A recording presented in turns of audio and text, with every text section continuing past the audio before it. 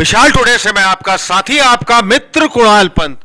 साथियों, वही प्रमुख स्थल नीलकंठेश्वर महादेव मंदिर, संत आश्रम, संत मार्केट, महानगर लखनऊ।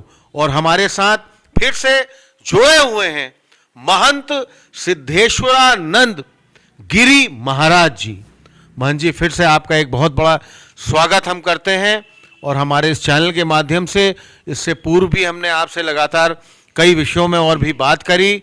अब मेरा एक बड़ा प्रमुख विषय है सनातन, हमारे इस हिंदू सनातनी धर्म पे। सनातन को आप किस रूप में देखते हैं? सनातन का क्या अर्थ है? लोगों में इसको सनातन शब्द से ही लोगों के अंदर बहुत अलग अलग विचार आते हैं, या उनको इस सब की जो पूरी समीक्षा भी समझ में नहीं आती है। आज हमारे सभी दर्शकों को आप ये जरूर बताइए कि सनातन होता क्या है, सनातन हम लोग क्यों हैं, और हम सनातन क्यों कहलाते हैं। देखिए नारायण, आपने कहा कि सनातन कैसी देखनी चाहिए, तो सनातन देखने की चीज़ नहीं है, सनातन जीवन में उतारने का चीज़ है। सनातन के अनुरूप कार्य करने का जो संकल्प है वही सनातन है। अर्थात धर्म के अनुरूप जिस कार्य को आप संपादित करते हैं वही क्या है, सनातन है। आपने कहा कि सनातन के विषय में बताइए। देखिए, सनातन के विषय में कोई नहीं बता सकता। जब सृष्टि की रचना हुई तो सबसे पहले सनातन की ही रचना हुई। धर्म सिर्फ एक ही है, सनातन। बाकी सब क्या है, पंथ हैं, संप्रदाय हैं, सब यहीं से निकल करके गए हैं। यदि कोई मुसलमान भी बनता है तो चीर फाड़ काट कर ही मुसलमान बनता है, पैदा तो होता है सनातन धर्म में ही। समझिए विषय को। बौद्ध कोई होता है तो पहले हिंदू सनातन में ही पैदा होता है, फिर जाकर के वो क्या बनता है, बौद्ध संप्रदाय में जाता है। मतलब सारे धर्मों का अगर हम निचोड़ माने तो वो सनातन से ही आता है। सबसे पहले तो धर्म कोई है नहीं, मैं नहीं मानता हूँ। सब क्या है, संप्रदाय है, पंथ है, अलग अलग। धर्म एक है, सनातन।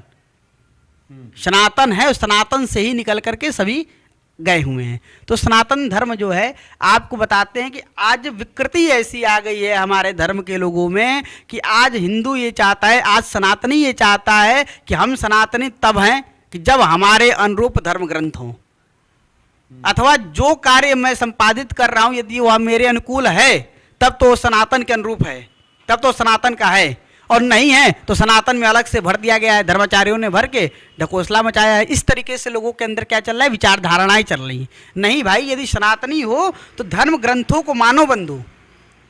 यदि हमारा शास्त्र जो निर्देश करता है, और शास्त्र कहते हैं कि शासनात् इति शास्त्रम, जो शासन करता है, जो शासन करने का अधिकार सिखाता है, जो शासन करने का धर्म सिखाता है, वो क्या है, शास्त्र। और शासन कौन करता है, तो हमारे सनातन के जो उच्च के धर्माचार्य हैं। श्रीमदादि जगद्गुरु शंकराचार्य भगवान ने 4 पीठ का निर्माण किया। पूर्वा मनाए गोवर्धन पीठ, पश्चिमा मनाए शारदा पीठ, दक्षिणा मनाए श्रृंगेरी पीठ, और उत्तरा मनाए ज्योतिष पीठ, बद्रिकाश्रम। तो 4 पीठ है, 4 पीठों के पूरा पश्चिम उत्तर दक्षिण 4 भागों में विभाजित किया। सबके अपनी अपनी सीमा विभाजित, सबके अपने अपने आचार्य। और आज भी हम परंपरागत यदि आचार्यों के चरणों में बैठ करके ज्ञान लेने लगे, धर्म के विषय में जानने लगे, तो निश्चित रूप से हमारे आपके परिवार में जो संस्कार कुसंस्कार में बदल गया, सुसंस्कार, वह सुसंस्कार पुनः से आपके परिवार में उपलब्ध होने लगेगा। लेकिन कब? जब हम अपने आचार्यों को समझेंगे, तब जब हम अपने धर्माचार्यों को समझेंगे, तब जब हम उनके चरणों में बैठना प्रारंभ करेंगे, तब जब हमारे आचार्य पीठ के, जब हमारे शंकराचार्य भगवान इत्यादि लोग जो बोलते हैं, उनके विषयों को लोग क्या कहते हैं कि लो ये तो जो है बांट रहे हैं। यदि वर्ण व्यवस्था के विषय में बताते हैं तो लोग कहते हैं कि बांट रहे हैं। यदि वो धर्म के विषय में बताते हैं तो कहते हैं कि ऐसा कुछ है ही नहीं, ये तो अपने तरफ से बता रहे हैं।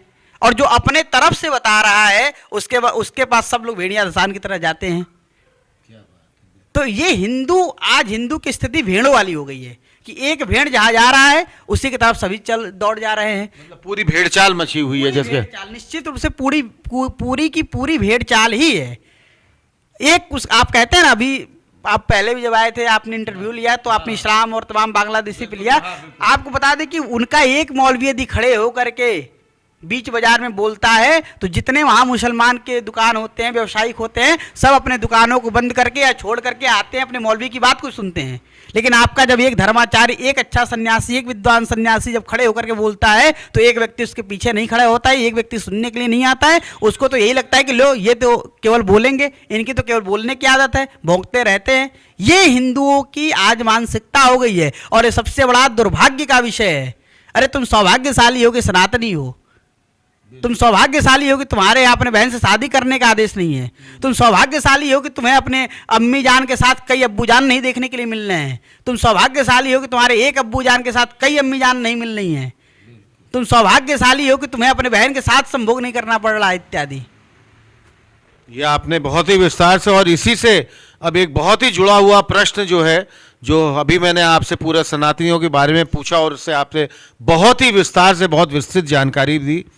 हिंदू और हिंदुत्व कई बार होता है, कई बार ये बात कही भी जाती है, कई अलग अलग विचारधारा के लोग जो कहते हैं वो हिंदू अलग हैं, हिंदुत्व अलग होता है।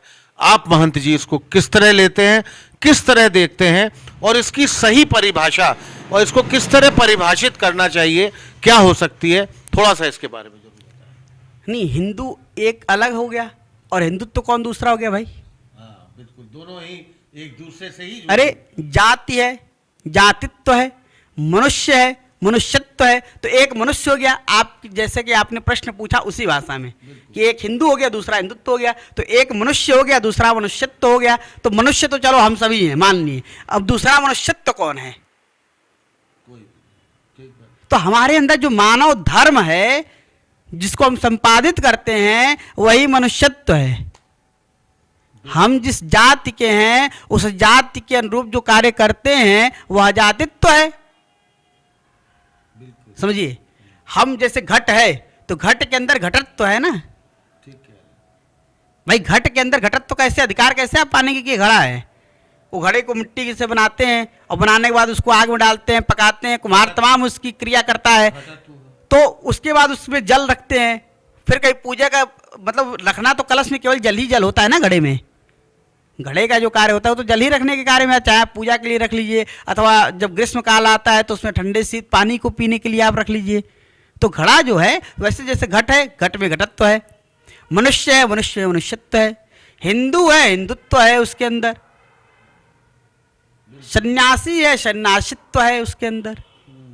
जैसे आप पत्रकार है तो आपके अंदर पत्रकारित्व है।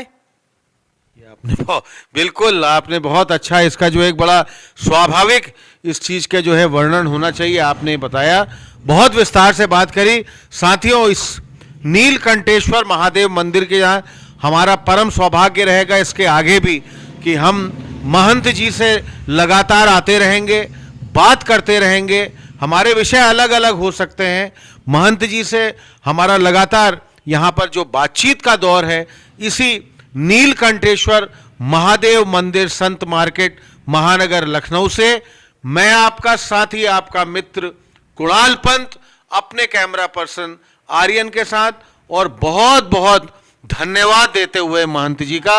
महंत जी, आपने हमारे इस चैनल के लिए इतना समय निकाला, हमारे इस चैनल के माध्यम से आपकी बात बहुत दूर तक जाएगी, आपकी आवाज़ बहुत दूर तक जाएगी। आपने हमको इतना समय दिया, आपका बहुत बहुत हृदय से धन्यवाद। बहुत बहुत क्या कहना चाहिए? बहुत बहुत आभार आपको, जो आपने इस सनातन के बिंदु को उठाया तो कम से कम, पूछा तो कम से कम, क्योंकि कोई सनातन जानना ही नहीं चाहता कि सनातन क्या है, हिंदू क्या है, हिंदुत्व क्या है।